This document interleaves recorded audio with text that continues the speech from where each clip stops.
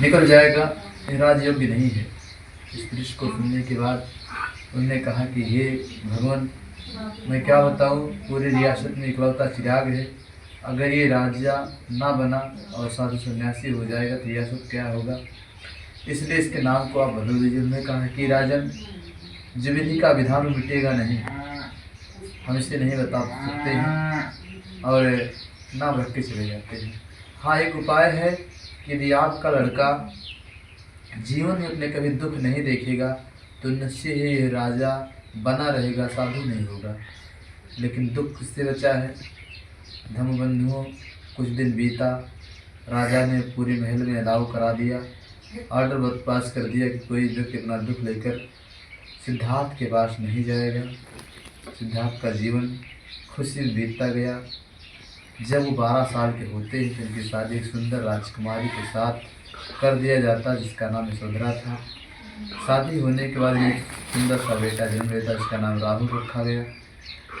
सब कुछ हो गया, परिवार हो गया। महाराज शुद्धोधन ने सोचा कि अब तो सब कुछ हो चुका है, अब हम राजपाट को त्याग करके साधु बन करके कहीं तपस्या करें और सिद्धार्थ को राजगद्दी दे दे, राजतिलक करवा दे। सिद्धार्थ का राजतिलक हो गया, इनको राजगद्दी मिल गई।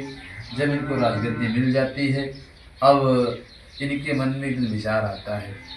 जब 16 वर्ष के हुए तब इनके मन में विचार आया कि मुझे अपनी प्रजा का हाल स्वयं जानना चाहिए, स्वयं चल के मिलना चाहिए। इसलिए प्रजा का हाल जानने के लिए सिद्धार्थ अपने साथी चन्ना को बुला करके उससे कहते हैं, आप रथ सजाइए, हमें पूरी प्रजा में घुमाने का काम करो। सारथी आदेश का पालन करता है, रथ लेकर आता है और उस पर बैठ के सारथी और सिद्धार्थ निकल पड़ते हैं। कुछ दूरी पर गए थे कि उन्हें रास्ते में एक बूढ़ा व्यक्ति मिला जो दुख से कराह रहा था, रो रहा था। इस दृश्य को देख करके सिद्धार्थ बिगड़ जाते, कहते ये क्या दृश्य है कि हमारे राज्य में कोई आंसू बहाए, हमारी रियासत में हमें रहते हुए।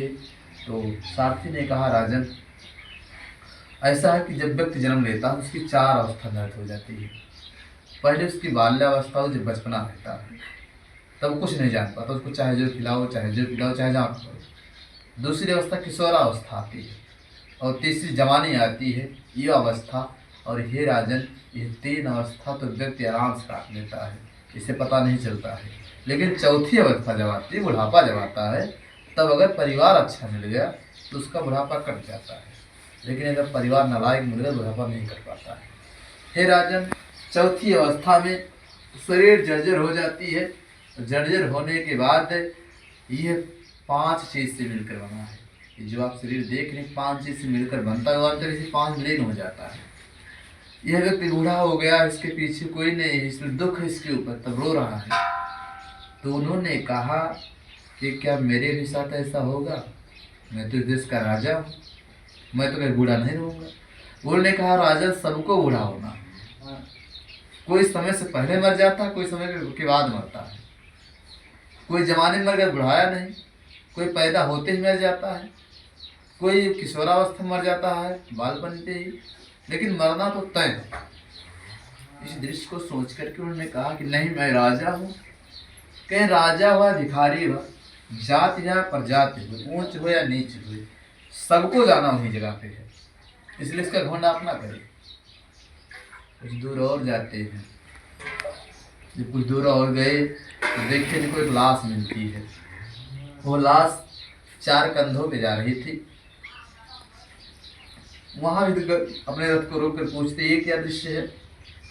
तो उन्होंने कहा कि राजन, अभी मैं आपको पिछले दृश्य में बताया था कि जीवन का कभी न कभी अंत होता है और शरीर जिनसे मिलकर बनती है उसी विलीन हो जाती है। आज तक यह व्यक्ति जीवित था, अभी संसार में नहीं रहा, या तो इसके शरीर को लोग जला देंगे या तो अभी दफन कर देंगे। इसको घाट लेकर जा रहे हैं, जहाँ शमशान घाट कहते हैं। हाँ ठीक है। अच्छा आप ये बताइए, जब व्यक्ति जीता है, जीवित रहता है जब, तो बहुत सारा धन कमाता है अपना अपना करके। ये हमारा है, कभी बेटे के लिए, माँ के लिए, भाई के लिए, बहन के लिए, फिर पत्नी, सबके लिए कमाता है। लेकिन मरने के बाद क्या वो कुछ इंसान करता है? सारथी ने कहा, हे राजन, जब व्यक्ति की मृत्यु होती है उस समय व्यक्ति अपने साथ कुछ ले नहीं जा पाता है, क्योंकि जब व्यक्ति का जन्म होता है बच्चे का तो मुट्ठी बांध के धरती पर आता है, वो खुले हाथ चला जाता है। हे राजन, जब लड़का अपनी माँ के गर्भ से पैदा होता है उस समय उसकी मुट्ठी बंधी होती है, लेकिन जब संसार को छोड़कर जाता है तो उसकी मुट्ठी खुली होती है, और जाते वक्त वो अपने साथ कुछ भी नहीं लेकर जाता है। हाँ राजन, दो चीज जरूर ले जाता है साथ में। कहीं क्या? उन्होंने कहा कि पहला तो यश और प्रदर्शन लेकर जाता है, अच्छाई और बुराई, और दूसरा उसके साथ केवल 2.5 मीटर का कफन जाता है, 2.5 गज का कफन होता है, इसके बाद कुछ नहीं जाता है। कहीं वो कहीं कफन इसलिए जाता है उसमें जेब नहीं होती है। आज तक कहो वहाँ से देखा पूरा सीधा सरल कपड़ा पहना होता है, उसमें जेब नहीं होती है। अगर जेब महाराज हो तो गांव और घर के लोग 400-600 रुपया जरूर जेब में डाल दे, घर तक ले जाओ, लेकिन उसके कफन में कहीं जेब नहीं होती है। मरने के बाद आदमी 2 चीज लेकर जाता साथ। और दूसरा जो यश और अवशिष्ट की मैं बात कर रहा हूँ, यदि आप अच्छा कर्म किए हैं तो यही समाज, यही गांव के लोग आपके ना रहने के बाद आपके का गुणगान करेंगे कि भैया फलाने बहुत नहीं करे, बेचारे गजब हुई गए। लेकिन यदि आप अपने समाज में, अपने परिवार में, अपने भाई पटीदार में रोज झगड़ाई करते हैं, दूसरे पे धन ले लेबा, हर जमीन ले लेबा, तो फिर जाए बाद पूरा गांव मिल के गई है। हे राजन, मरने के बाद ये 2 चीज साथ जाता है, कर्म प्रधान विश्व ऋषि राखा, और जे जस करे ते तस फल चाखा। उन्हें कहा मरने के बाद स्वर्ग मिलता है, नरक मिलता है। सारथी ने कहा राजन, स्वर्ग और नरक नाम की चीज कहीं है ही नहीं है। जीते जी आदमी स्वर्ग चला जाता है और जीते जी आदमी नरक भोग लेता है। उन्होंने कैसे? सारथी ने कहा कि स्वर्ग आप जानना चाहते हैं, स्वर्ग किसी धरती पर है, आप जो कर्म किए हैं उसका फल आप यही भोग कर जाएंगे, मरने के बाद कुछ नहीं कोई भोगता है। अगर अच्छा कर्म किया तो पुट से मर जाकर जान न पाए, लेकिन आज यदि आपने बुरा कर्म किया है तो आपकी आने वाली आल औलाद उसको भोग कर जाएगी। वो आपने जो कर्म कर दिया, चोरी डकैती मार काट जो किया वो ठीक बा, वो का तू तो ना भोगबा, लेकिन तो आज जो लड़का पड़िका है ना भोगी है जरूर होगा, उनका बिना भोगे छुट्टी नहीं। आप देखते हैं कि लोग भाई की जमीन एक बित्ता ना छोड़ते वो कर ले लेते, अगर मौका पाए तो उनके मुड़ काट, किसके लिए? अपने के लिए ना, लेकिन अपने के लिए तो करते जरूर हैं, लेकिन वही अपना उनको नहीं होता है। लेकिन जो कर गए उसको भोगना पड़ता है एक ना एक दिन। कहे ठीक है, वहीं से नगर लौट आते हैं और आए, रात का समय था, मन में विचार किए कि जब मरना एक दिन पक्का है तो फिर जीने से मतलब क्या है। हम राजा बने घूम रहे हैं, हम लड़के को साथे न जाब तो हम राजा बने करते। उनके मन में विचार आया, आधी रात का समय अपना परिवार छोड़ देते हैं। वो इस सोचने कि मैं देखूं सत्य क्या है वास्तव में, और सत्य की जब खोज में निकलते हैं, लुम्बिनी से चल करके नेपाल होते हुए बौद्ध गया पहुंच जाते हैं, जो बिहार में होता है। और वहां पहुंच करके एक पीपल का पेड़ था, उसी पीपल के नीचे आसन लगा लिए कि हम तपस्या करेंगे और सत्य की खोज करेंगे। तपस्या करते करते इनको कई दिन बीत गया, अन्न जल त्याग दिए। लोग भूखा रहा थे कि हम अगर भूखा रहा तो हमें वरदान मिल जाए। उन्होंने कहा मैं भूखा रहूं, देखूं भगवान आते कि नहीं आते हैं। कुछ दिन बीता, अन्न जल नहीं गया, अंतिम शरीर शिथिल होकर के लेट जाती है। उस गांव के सुजाता नाम की औरत थी, जिसने उसी पीपल के पेड़ से वरदान मांगा था कि हे बटबरी बच्ची बैठ जा, कथम खड़ा मारा जी, बैठ बच्ची, कि जिस दिन मुझे पुत्र पैदा होगा मैं आपको खीर खिला के नहीं आऊंगी। और उस औरत सुजाता को पुत्र पैदा हुआ, वो खीर बना करके सोने के कटोरे में भर के लेकर आती उसी पेड़ के पास। और जब पेड़ के पास आई तो देखिए वहाँ एक व्यक्ति लेटा पड़ा था। वहाँ से चकित हो जाती है कि जिस देवता का मैंने मन्नत किया था वो तो देवता साक्षात लेटा हुआ है। जब इनको उठाती है, नहला धुला के इनसे विनती करती कि हे भगवान मेरा प्रसाद आप ग्रहण करें, तो ये कहते मैं तो तपस्या में लीन हूँ, हे स्त्री में कोई भगवान नहीं हूँ, तो कहीं मैं इस चीज़ को नहीं मानूंगी। और उनको जब सोने का टोरन जो खीर भरा था उनको देती है, और जब भगवान बुद्ध उस खीर को खा करके कालंदी नदी में जाके पानी पीते हैं, तब उनके जान में जान आती है। तब उनको पता चला कि ये सबसे बड़ा भगवान तो मेरे अंदर बैठा है। सबसे पहला पेट पूजा, तब पाथर पूजा। उसी दिन से तथागत बुद्ध जी की आंखें खुल जाती है, और इनका जो नाम सिद्धार्थ था, इनका नाम है बदल करके बुद्ध हो जाता है, क्योंकि उनको ज्ञान की प्राप्ति हो जाती है। बुद्ध का मतलब है ज्ञान। जिस व्यक्ति को ज्ञान हो गया, बुद्ध हो गया। अब ये लोग उपदेश देने लगे। उपदेश देते देते एक दिन एक जंगल से गुजर रहे थे कि वहाँ अंगुलीमाल डाकू जो था, वो चोरी डकैती उसका पेशा था, लोगों का धन छीनता था, राहगीरों को परेशान करता था।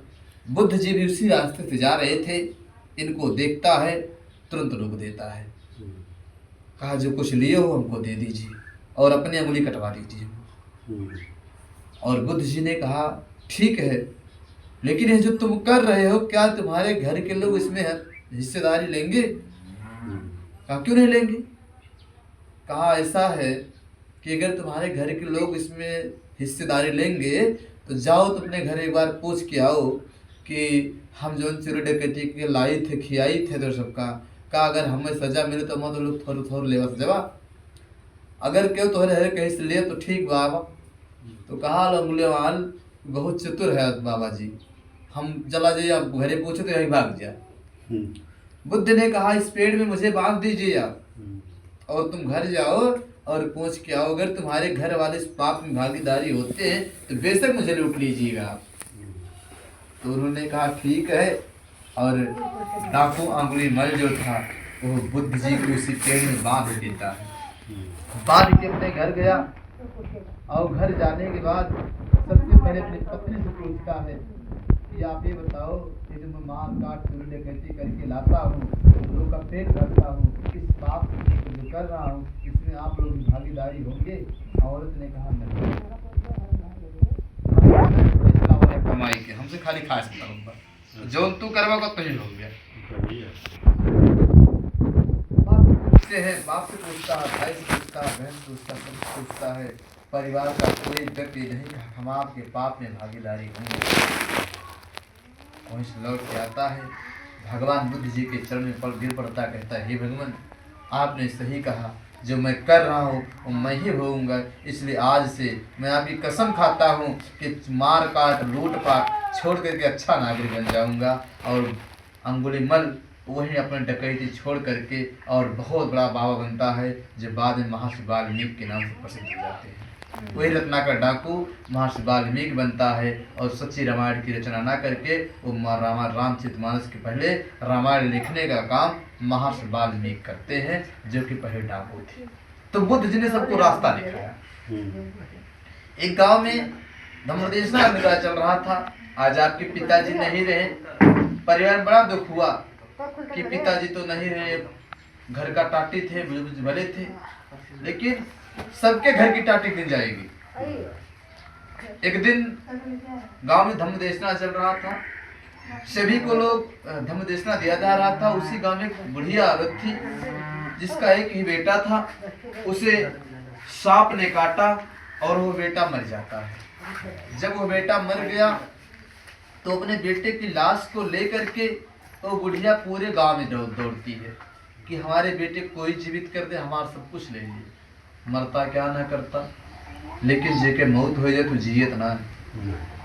लेकिन औरत नहीं मानती थी, लोगों ने उसे बहुत समझा, जब नहीं मानी तो एक लोग ने कहा ठीक है, एक महात्मा पुरुष आए हुए हैं, बड़े ज्ञानी हैं, आप उनके पास चले जाओ, हो सकता हो आपके बेटे को जीवित कर दे। औरत अपने बेटे की लाश को लेके भगवान बुद्ध के पास जाती है। जब भगवान बुद्ध के पास गई और उनसे अनुनय विनय की तो बुद्ध जी ने कहा कि ठीक है, हे नारी, ये आपका बेटा तो जीवित नहीं होगा, जो चला गया सो चला गया। लेकिन वो नहीं मान रही थी।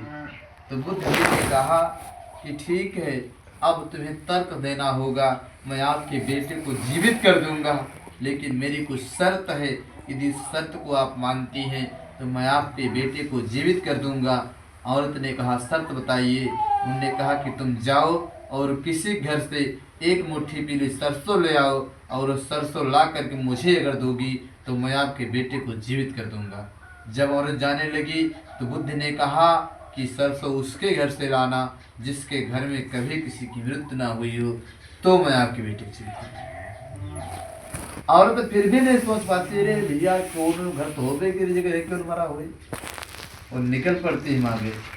वो सरसों सबके यहाँ मांगती है, उसको सरसों बहुत सारा मिलता है, लेकिन पूछती है कि क्या आपके घर में कभी किसी की मौत हुई है, तो उसे ऐसा कोई घर नहीं मिलता है जिसके घर में कभी किसी की मौत ना हुई हो। अंत में बुढ़िया थक जाती है, हार जाती है और लौट के आती है भगवान बुद्ध के चरण में गिर के कहती है, भगवान मुझे आपके प्रश्नों का उत्तर मिल गया है, मुझे ऐसा कोई घर नहीं मिला जिसके घर में कभी किसी की मृत्यु ना हुई। तो बुद्ध ने कहा कि जीवन का ये शाश्वत सत्य है, जिसका जन्म होता उसकी मृत्यु होती। फर्क इतना है कि कोई समय से पहले चला जाता है, कोई समय पर जाता है। जो समय के पहले जाता है वो बड़ा दुखदाई होता है, और जो समय के पर जाता है वो थोड़ा कम कष्ट होता है, लेकिन दुख तो सब में होता है। परिवार का कोई सदस्य अगर जाता है तो दुख तो उतने होता है। इस प्रकार बुद्ध ने उपदेश दिया संसार को, और जब व्यक्ति की अर्थी उठती है तो हम लोग कहते राम नाम सत्य है। जब हम लोग लाश उठाते कंधे पे तो राम नाम सत्य सबकी यही कहते हैं।